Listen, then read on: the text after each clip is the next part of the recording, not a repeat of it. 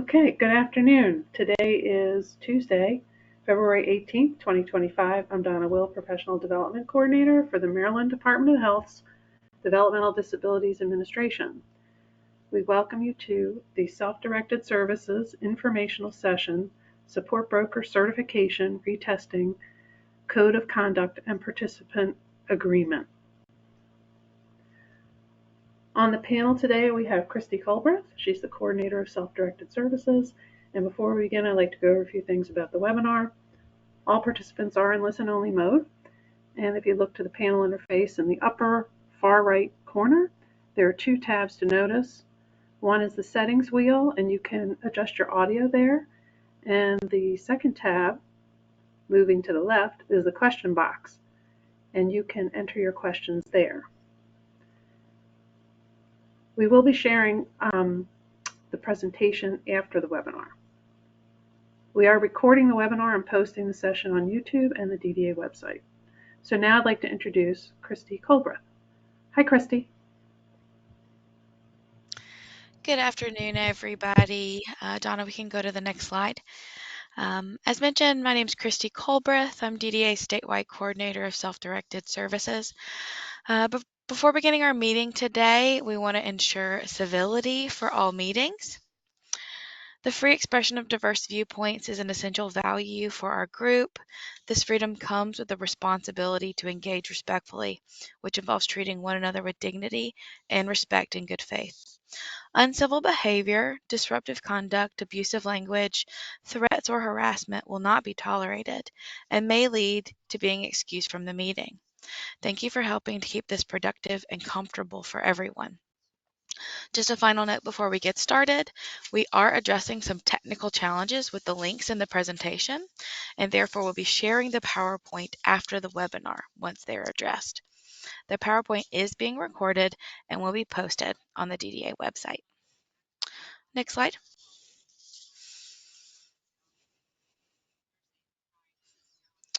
Welcome. For today's informational session, we will be reviewing updates related to the Support Broker Certification Retesting, the Participant Agreement, including an update that provides the option for authorization of the representative to interact with the financial management and counseling services provider, and updates to the Support Broker Code of Conduct, specifically related to a support broker agency's use of family members. Next slide.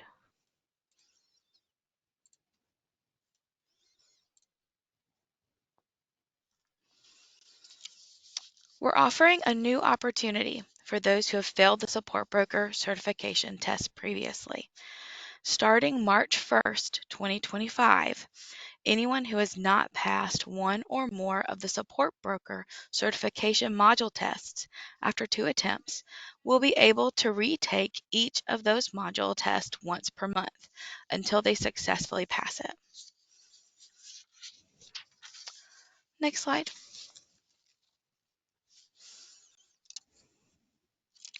This means that if you did not pass any test after 2 attempts before March 1st, 2025, you will have one chance in March to retake those tests. On Monday, March 3rd, you will receive an email from the DDA for each module that you did not pass. Make sure to check your spam folder if you don't receive it. Each email includes the module and test link for the module you will be able to retake. Please make sure you're ready because you will only get one opportunity to use the link. Next slide.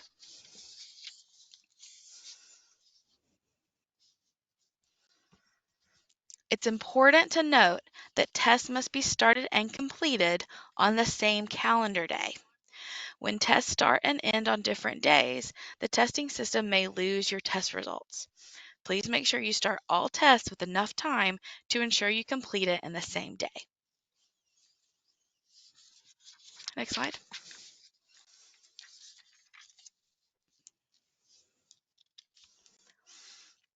Once a person has successfully passed all 17 module tests, they'll be added to the Support Broker certified listing. They will also be able to provide support broker services beginning on the day they became certified through December 31st, 2025. A person must be certified as a support broker in order to be authorized to provide support broker services. Next slide.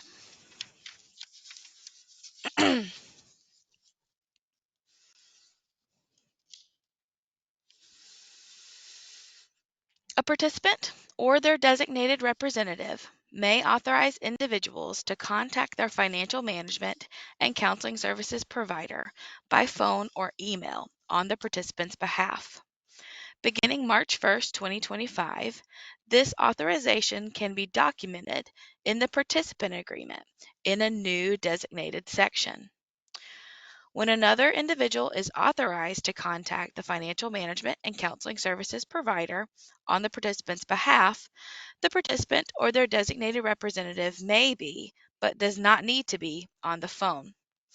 The participant, their designated representative as applicable, and their coordinator of community services must be copied on all emails to the financial management and counseling services provider.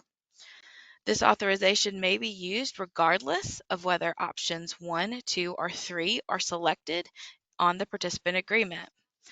These authorized individuals may not make decisions about the participant's services or supports, but may discuss issues and address questions with the financial management and counseling services provider.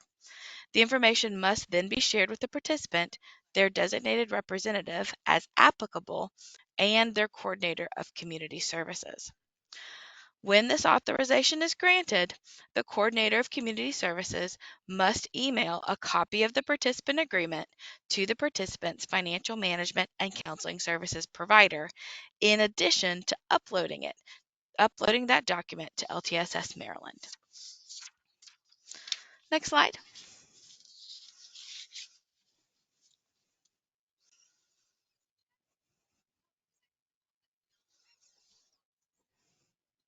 Next slide, Donna.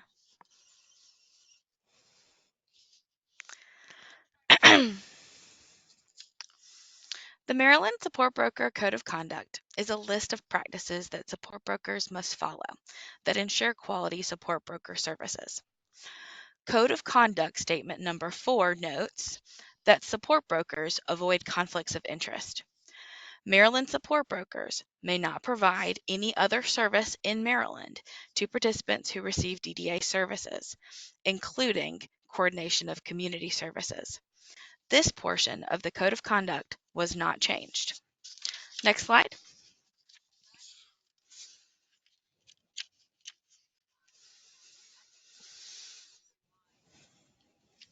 We appreciate your feedback regarding the Support Broker Code of Conduct and have updated this portion to support support broker agencies who may have relatives working together to provide the service.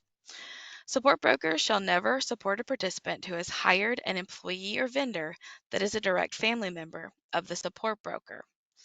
We have updated the Code of Conduct to note that certified support brokers who are related to one another may provide support broker services to the same participant. Support brokers shall never support a participant who has hired an employee or vendor that lives at the same address as the support broker. We have updated the Code of Conduct to note that certified support brokers who live at the same address may provide support broker services to the same participant. Next slide.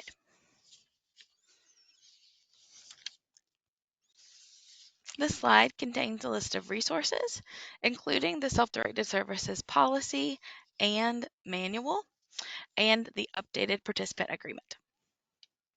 Next slide.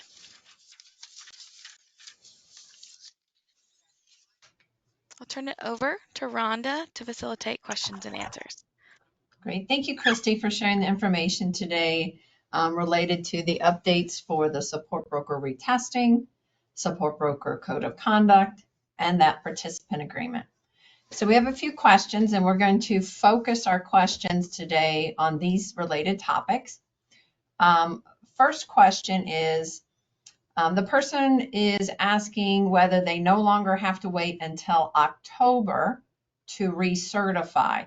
Can you share a little bit more or review the information and the difference between retesting, when someone may have failed to complete the modules after 2 attempts, versus recertification?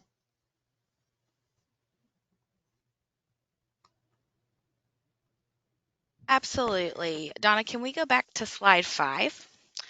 And while she's doing that, let me say first, so we had previously said that anyone who failed support broker training would have access to training again in October.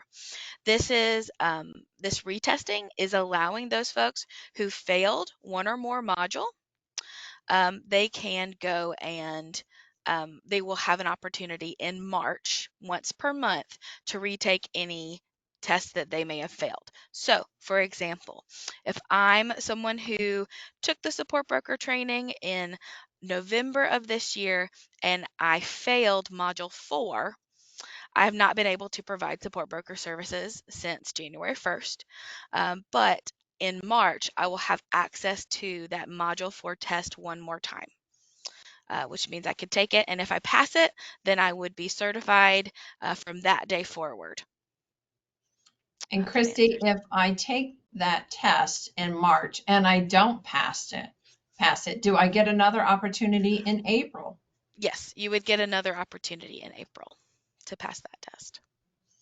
So if any individuals does not pass the test in that month, then they will get another opportunity the following months, and it will continue until you pass or you choose to discontinue taking the test. Christy, our next question is, why did certification change from 2 years to 1 year? Can you talk about how, if there's policy changes and things like that that may need to be updated? And Donna, if you could keep the PowerPoint on, because we're going to go back and reference a couple slides. Yeah. Yeah, so it was updated so that support broker certification will be annual. So your certification, if you're currently certified as support broker, it does expire on December 31st, 2025. Um, we do believe that that's the best way to make sure that our support brokers who are providing the service in Maryland do provide quality support broker services with all of the information that we have to share.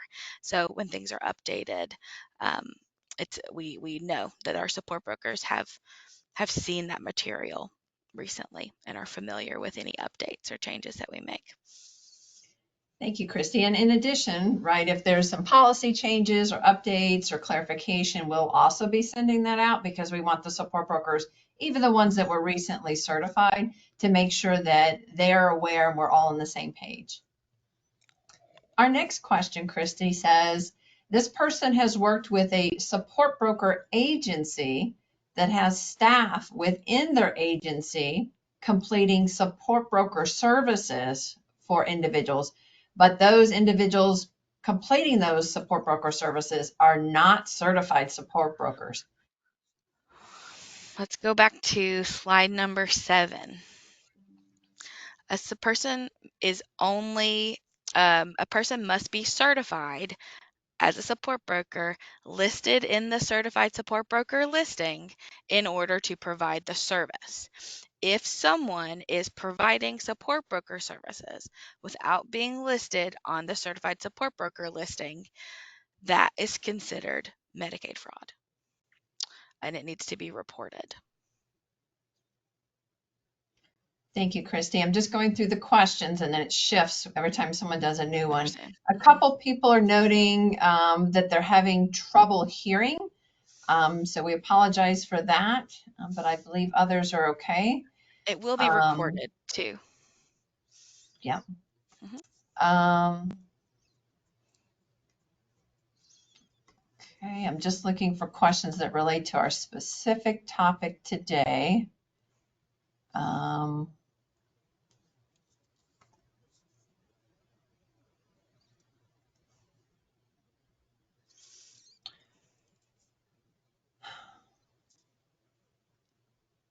There's a question about whether a family member can serve as a support broker for their own child who lives in the same household. Let me pull up I want to read it verbatim what it says in our manual regarding this. Keep in mind that if a family member is a person's support broker, then no other family member can work for the participant. If a support broker is a relative, legally responsible person, representative payee, or legal guardian, no other relative, legally responsible person, representative payee, or legal guardian may work for the participant. So the answer is yes. If you're a Yes. parent and you live with a person and you're the support broker, that is okay. We're just noting what Christy's emphasizing is then no other relatives would be able to provide paid supports. Christy, there's a question about what should a person do if they feel they have passed the support broker test, but they're not on the list? Absolutely. So Um, in the last few weeks, the support broker listing has been updated every week on Mondays. So it will be updated today because yesterday was a state holiday. But if someone has a question about whether, if somebody has a dispute that they should be on the list and are not, they should email dda.sds@maryland.gov. And someone from the self-directed services team will respond. We'll check it out for them. I'm going to put that email address in the chat.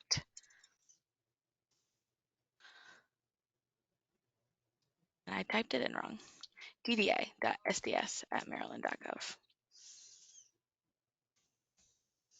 Thank you, Christy. Donna, can you go back to the participant agreement slide? And the question is, for the update to the participant agreement, does the CCS need to be labeled in that section as someone that can speak to the FMCS on their behalf? That will be slide 8. Thank you, Donna.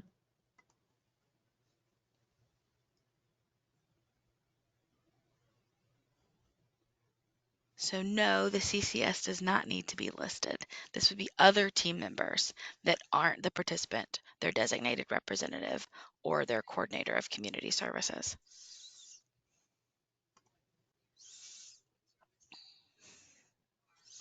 We have a suggestion from someone to add to our support broker listing the counties that the broker will provide services and if they are willing to be available online, in person, or both. So thank you for that question. We'll take that under consideration. Related to the participant agreement, a question says, does support broker need to be listed on the participant agreement? In this section, if a participant wishes to authorize their support broker to contact the financial management and counseling services provider without them present, then they may list the support broker here.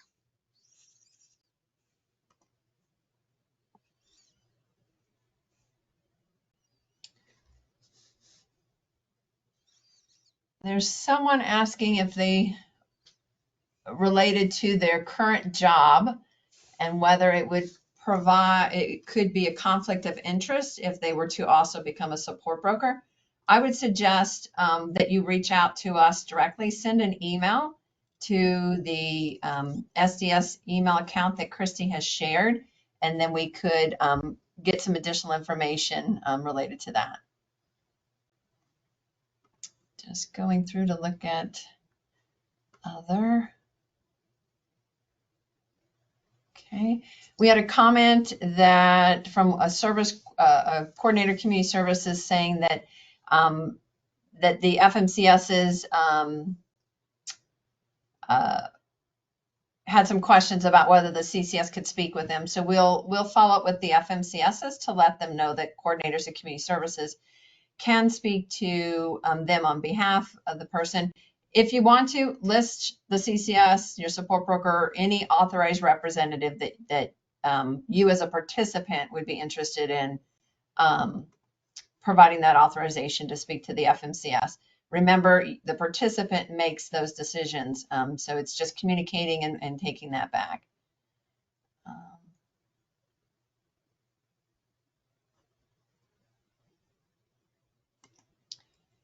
Does a legal guardian need to be listed in the authorization section if they are not the designated representative?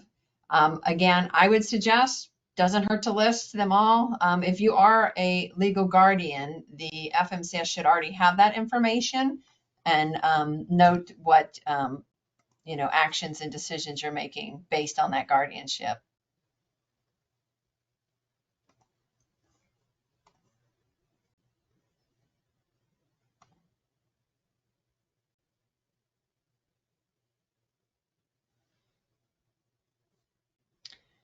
Getting some suggestions about maybe tweaking the form to allow people who are not the quote designated representative to speak with the FMCS.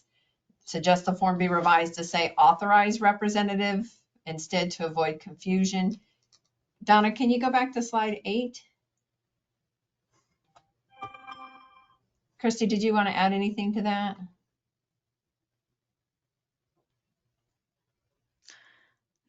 No, sorry, no. Okay. You got it.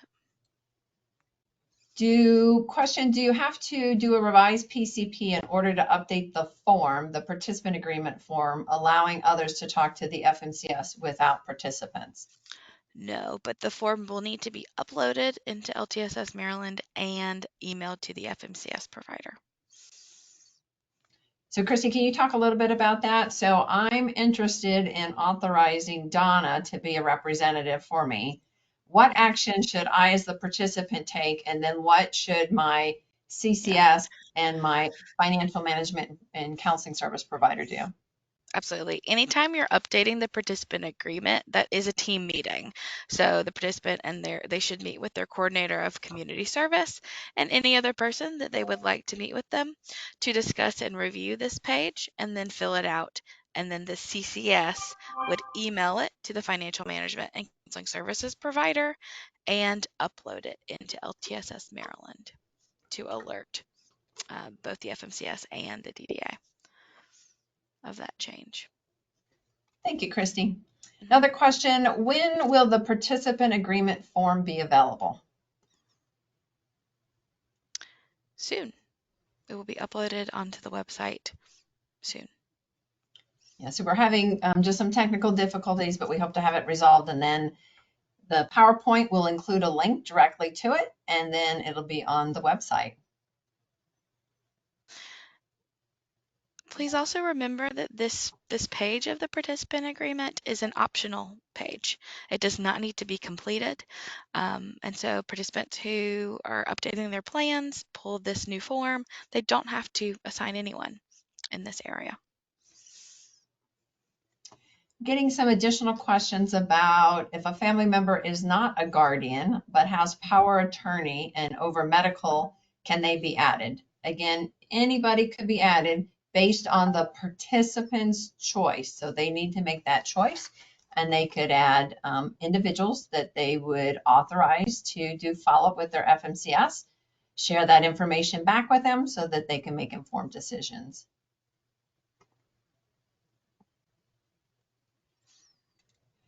Another similar question, are participants permitted to authorize an attorney or non-attorney advocate to contact their FMCS on their behalf? Again, you could add whoever you want. If the attorney is seeking legal information, I do not think that that would be appropriate. Remember, the contact would be following up related to supports for the FMCS. And please keep in mind that any of these authorized individuals may not make decisions about the participant services or supports. Thank you, Christy. We have a question. Is a support broker mandatory for self-directed services? For some people, it is. Let me pull that language so that I'm not. Support brokers are required. Apologies.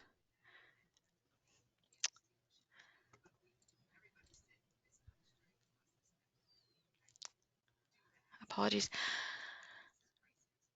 Support brokers are required for participants who hire a family member to provide services to them, and they're also required if they hire anyone to provide day-to-day administrative supports. So if they have day-to-day administrative supports, a support broker is required. Yeah, and so I would refer back to the manual, right? Because we talk about different kinds of people that already have some type of relationship with the participant, legal guardian, legally responsible persons, um, designated representatives. We talk about the day-to-day administrator. And so there are requirements that if you hire and use these types of individuals that already have a relationship with the participant, then the support broker is required. Christy, if a participant chooses to utilize the updated portion of the participant agreement, do they need to complete the entire form or just the updated page? That's a great question. The entire form would need to be uploaded. So the team kind of has two choices. If it's just that page, they can add that page to their previously used participant agreement, or they can complete an entirely new participant agreement. But the full PDF document that is shared should be the whole participant agreement, not just that page. Yeah, I would recommend that you complete the And whole over again. the whole one. Yeah, just so that there's no confusion. It completely it demonstrates what the participants' decisions are as of that day, as of that signature. So it should all be filled out and completed.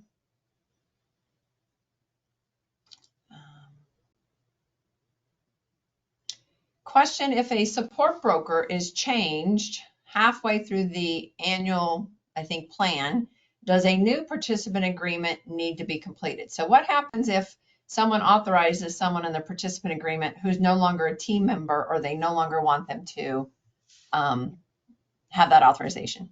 That's a really great question. A new participant agreement would need to be completed to remove people or to add people to that listing.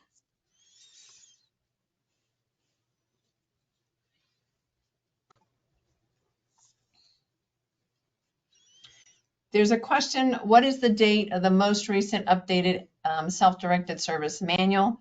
We will be issuing with this PowerPoint the links to the updated manual.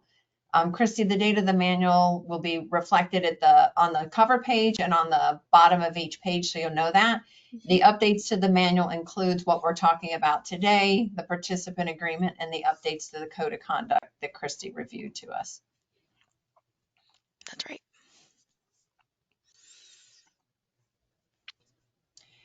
Question: can a day-to-day administrative support speak to the FMS agency if authorized by the participant? If they are authorized by the participant in the participant agreement, yes, they may.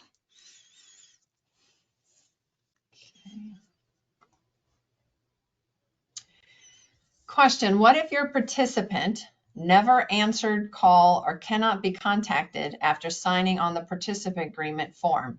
How do you remove your name as their support broker?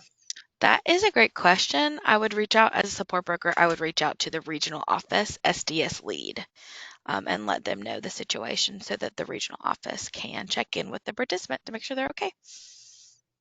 And you can also reach out to the coordinator of community services for which you've been working with. Question: how does a support broker ensure a participant agreement is active for them to submit billing? So can you talk about the participant agreement and what it allows, what it's authorizing versus submitting billing, and how people would know whether they were authorized? I might be a little bit confused by this question. Um, the As I mentioned at the beginning, the participant agreement is a form that is completed every year for participants in a team. It's a team meeting to create and update a participant agreement. And so if you're a support broker, it's likely that if you're listed in the participant agreement that you were present when that participant agreement was completed by the person and submitted to the FMCS. So that's how you would know if you're included and what you're responsible for.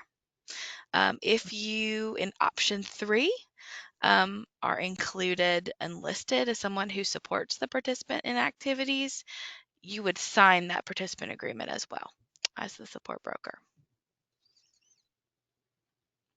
I hope that answers the question. Yeah. Just looking for other questions specifically related to our topic today. There's some requests about access to FMCS portals. That information I think we've talked about before. The participant can have can you talk about how the participant can support sharing information about expenditures and portal information?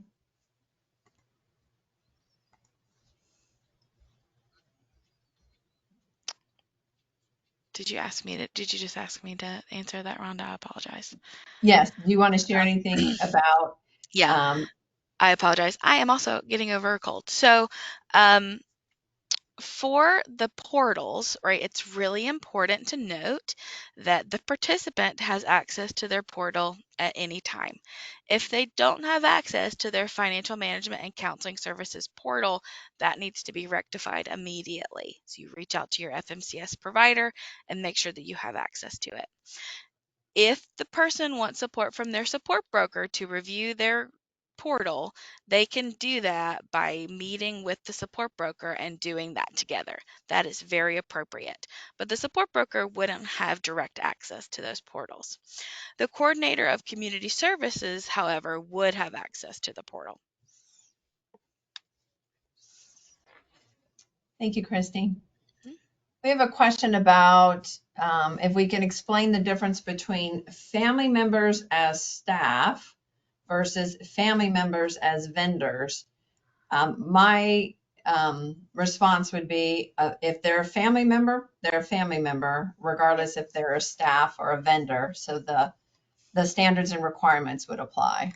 Agreed. If a family member is providing a service, then the rules regarding family members applies.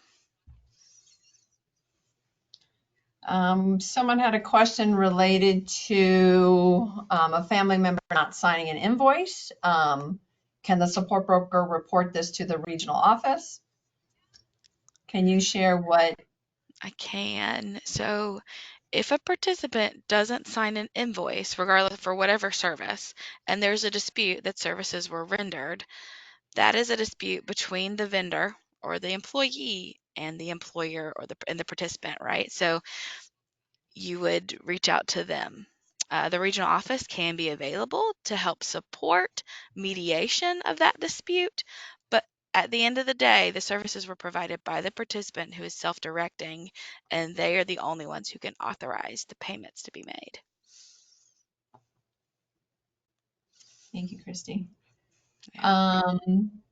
We're getting questions that are not topic specific, and we will take these questions and look at them to add to our frequently asked questions. Some people are referring to some rumors. I would just share that rumors are rumors, and so until you get written documentation from the administration, I would consider things to be rumors. Are legal guardians able to sign invoices, Christy? From my perspective, if they're not a designated representative, no, the participant should be signing invoices unless they've designated a representative to do that. Okay. So just going back for our topic. I know there Support were some broker. questions. Sorry, I know there were some questions about how to become a support broker, and I can go through that if that'd be Okay. helpful. So that I think we kind of glossed over it because we just talked about retesting. So on the Self-Directed Services website where our manual is, there are links to a registration page. You register to become a support broker. That registration process is manual, so it takes about a week for our team to review it to make sure that you've only registered once with one email. But once you're registered, you'll receive an email from us that reminds you, it says, hey, here's the curriculum. It's available to you at any time to watch and to review. When you're ready, go ahead and take these tests, and you have access to all 17 tests in ClassMarker. When you register to be a support broker to do that training, you have two chances to take each test to pass, and a pass is 80%. If you don't pass those tests in those 2 tries, what we are sharing now is that beginning in March, you would have access to a 3rd try, one more try at those tests. Hope that helps. Yep. And then in April, you get a 4th try. That's right. In May, you can get a 5th try. That's right. Christy, another question. Can a support broker who are family of staff for their adult children provide support broker services to other participants? So they're, I'm reading this that they're a support broker for their child. Can they also provide support broker services to other people? Let's go back to slide 9. Code of Conduct Statement number 4. This portion of the Code of Conduct was not changed. Maryland support brokers avoid conflicts of interest. Maryland support brokers may not provide any other service in Maryland to participants who receive DDA services, including case management or coordination of community services. That would also include personal supports, respite, day-to-day administration. But a support broker can provide support broker services to their family member and support broker services to other non-family Yes, members. support broker services. Yes. Yep. I heard it as they were providing direct support to their family member. Apologies. Um,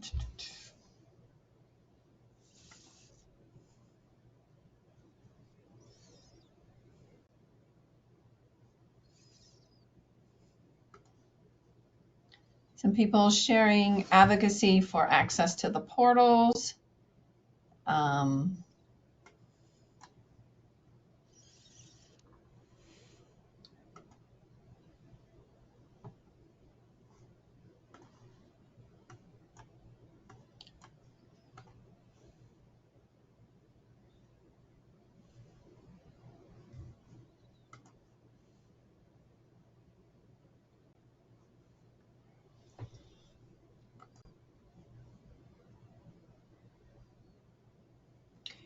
There's a comment or suggestion that can the new participant agreement have written somewhere on it that when the form is being updated or changed, there needs to be a meeting held.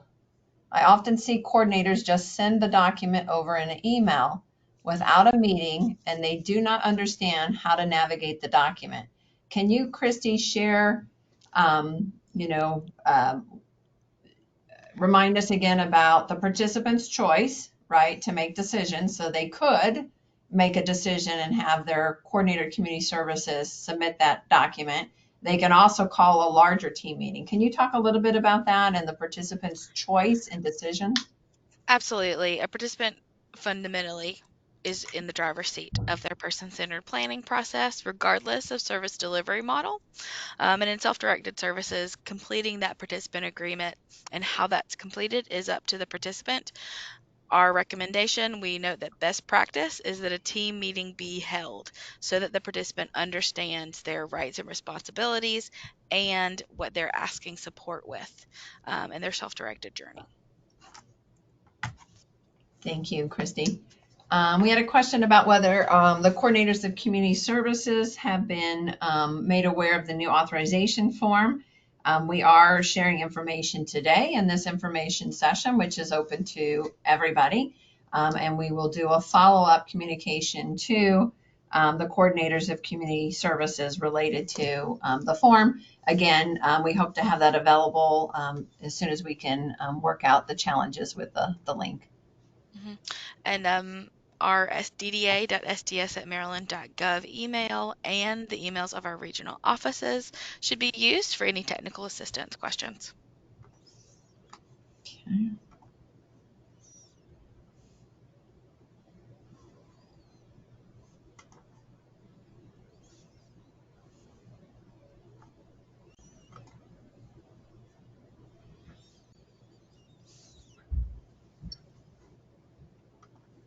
So people are sharing different questions, different scenarios related to being a support broker and providing other supports, whether it's to the same family member or other family members.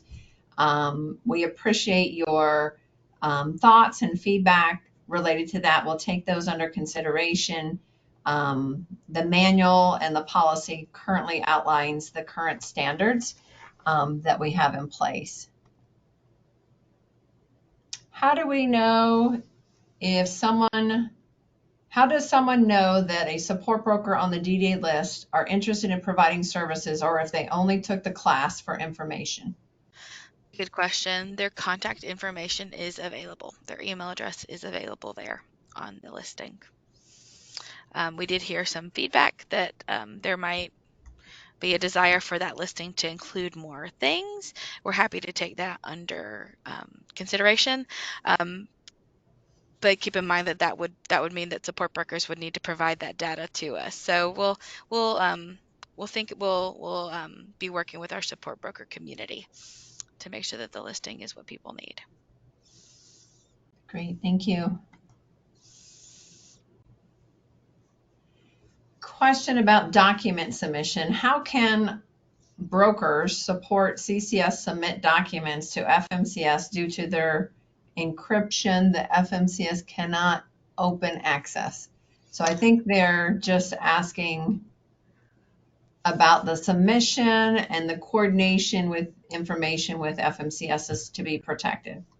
Yep, we will need to discuss that with our FMCS providers. From my perspective, the CCSs and the FMCS providers do need an open line of communication, and if that isn't there, we'll need to figure out some solutions to that.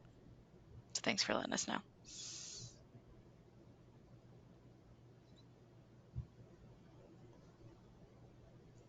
Okay.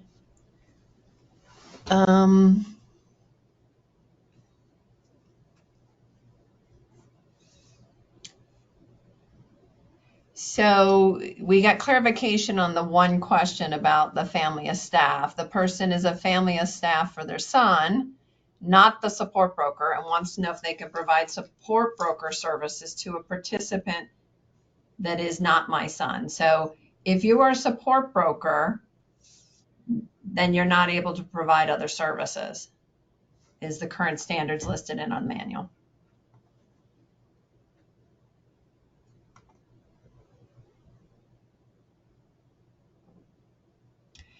If the support broker is listed on the participant agreement and can speak with the FMCS on behalf of the participant, can the support broker make changes to the documents on behalf of the participant as well?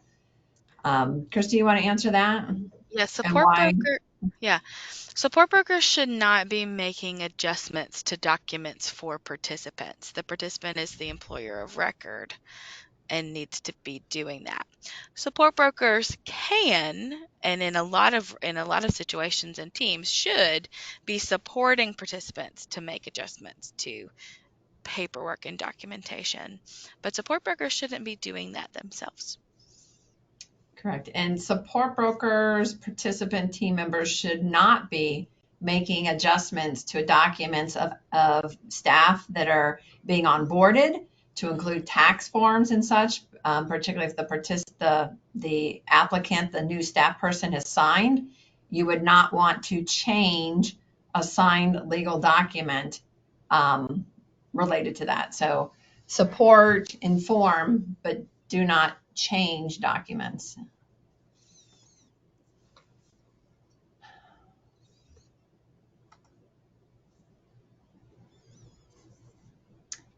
Someone is noting that the manual appears to be broad and suggesting we be more specific. So thank you. We'll take a look at that. Christy, do people still have a 30-day grace period to find a broker if their broker had stopped because of the conflict of interest rule? So the DDA's guidance does not define a grace period. It says that a support broker is required. So it is important that if a support broker leaves a team and the participant is required to have a support broker, that finding a support broker be a priority. And the regional office will connect with the team and the participant if a participant's PCP is submitted and without a support broker listed when one's required.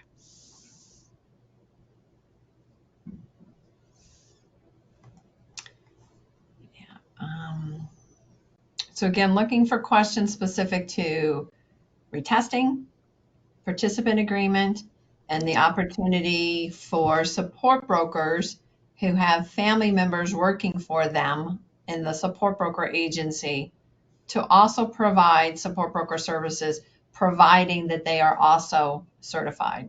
So any questions related to our topics today?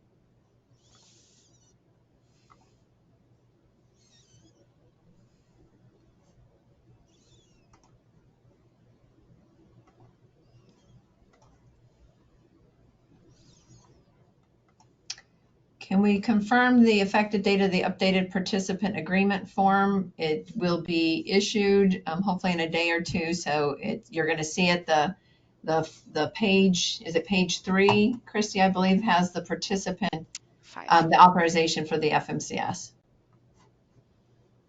Page 5. I'm sorry, page 5 of the Yep. participant agreement. Keep in mind that it's an optional page. So nothing is required to be done by anyone. Yep. Mm-hmm. We had a question about the new participant agreement form must be completed by when? Is there a timeline that you have to complete it? Yeah, so the page 5, the updated form, that is an optional form page. It does not need to be completed at any time by a participant. Only if a participant wishes to designate representatives to discuss with their FMCS should it be completed. And as soon as it's completed and sent to the FMCS, it's active. So as soon as a participant wants that team member to have access to the FMCS, that's when, yeah. Yeah. There's a few people that are noting multiple roles that they play and potential conflict of interest in being 1, 2, 3, or more different roles. So please email us and we're happy to respond to you.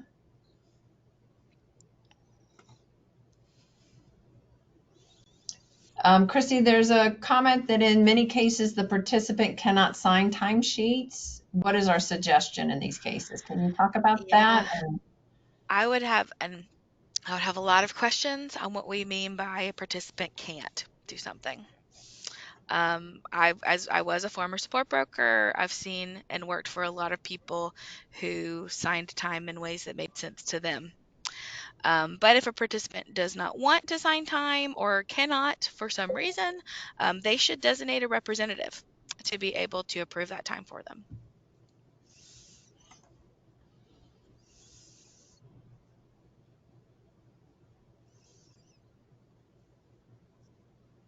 Just looking for more topic specific questions.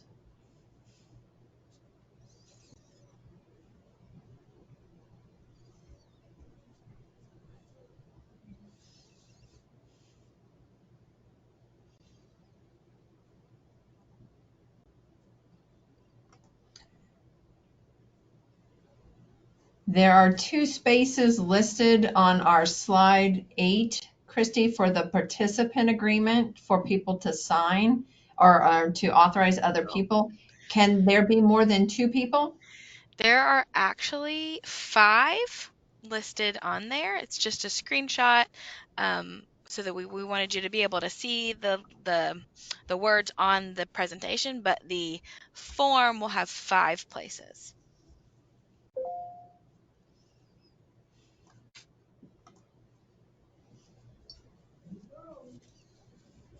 That's a good question. Yeah. Again, we have a couple questions about coordinators of community services. We will be in contact with the financial management counseling services providers related to your continued support of participants.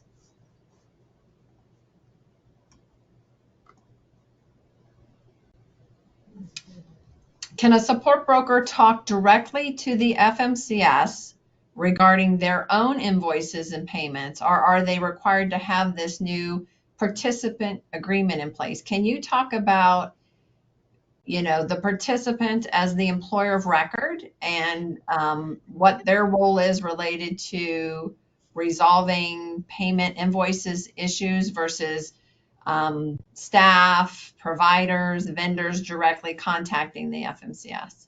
Absolutely. Non-payment issues for vendors in particular, but employees as well, should always be taken to the participant. It's the participant's responsibility to ensure their vendors and employees are paid. Now, if the concern is with the FMCS provider, then the participant or someone they've authorized in the participant agreement can reach out to the FMCS to figure out what's going on with the payment, why there's non-payment. So to answer the question, yes, the participant agreement would need to include that support broker in order for them to reach out to the FMCS to ask about invoices. Otherwise, the support broker or the respite provider or the employee, they do need to reach out to the participant, who is the employer and the participant of record.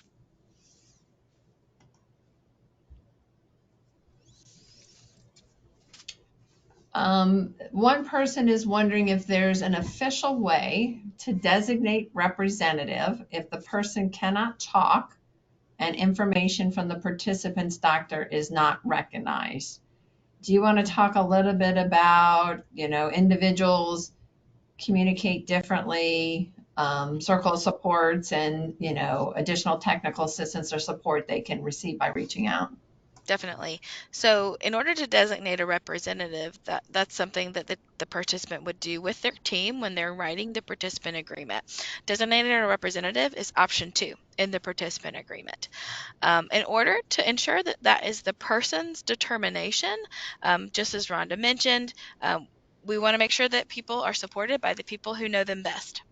And they communicate in ways that the people who know them best often know.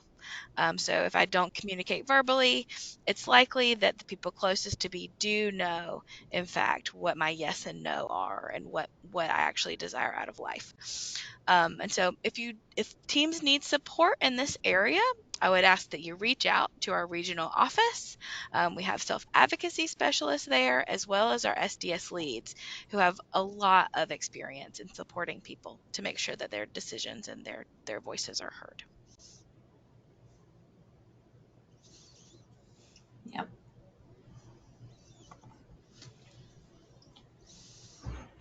Okay. Any additional questions specific to support broker retesting, participant agreement, and the opportunity for support broker agencies to employ certified support brokers that are family members to provide services?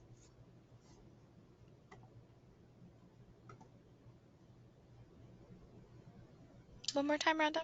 Go ahead. Sure. The question came in, where to find contact information on self-directed service leads. Absolutely. I'm going to send over put a link in the chat with that information available. Great. Put it right here. Thank you, Christy. Mhm. So I know we just have a few minutes left.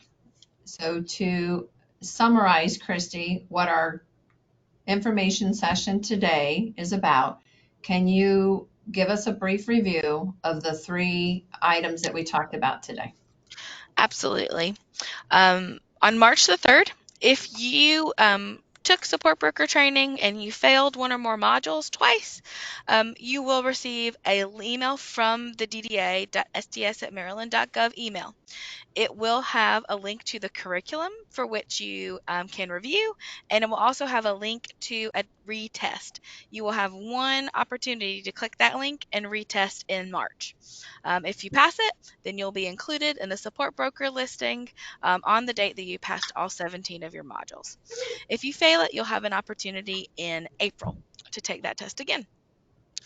Additionally, the DDA updated its participant agreement, and we'll share that soon. That includes an optional ability to authorize other people to talk with their financial management and counseling services providers.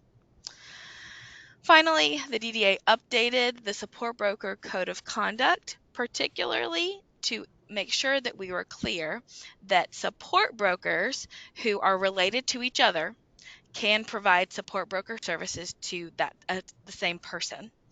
And support brokers who live together in the same home, they can also provide support broker services to the same person.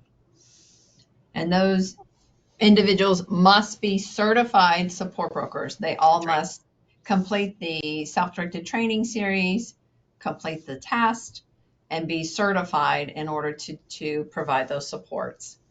Absolutely. Thanks, Christy. Another person was asking about how they can retrieve information on the total number of modules that they may have passed and what's still needed for retesting. Again, use the self-directed services email that Christy added to the chat box so that you can reach out to us and we could help you to figure out that information. With one caveat too, please, before you do that, please check all of the certificates that you were given. If you have 16 module certificates, if you were keeping track of those, then you know that you have one left. So try to check those first so that we have a place to start, but also email us. We're happy to help. So thank you so much for joining us today. We really appreciate your time in joining us for this information session that, again, was very specific to the topics of support broker certification retesting, the code of conduct when family members are working in a support broker agency, and the new opportunity for participants to authorize representatives to speak with their financial management counseling service provider. Again, they are not making any decisions, but gathering information, sharing information, and then bringing that back to the participant. We look forward to talking to you soon with additional information sessions and wish you well. Thank you.